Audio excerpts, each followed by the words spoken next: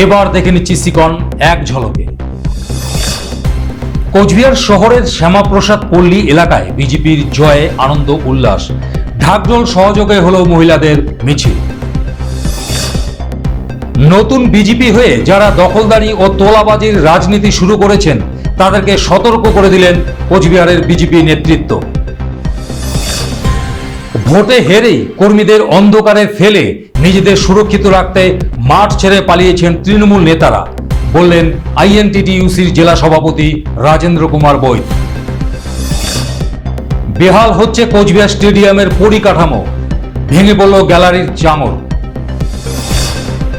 রাজ্য থেকে তৃণমূলের বিদায়ের পর মাথা ন্যাড়া করলেন কোচবিহার কুন্ডিবাড়ি এলাকার এক বাসিন্দা।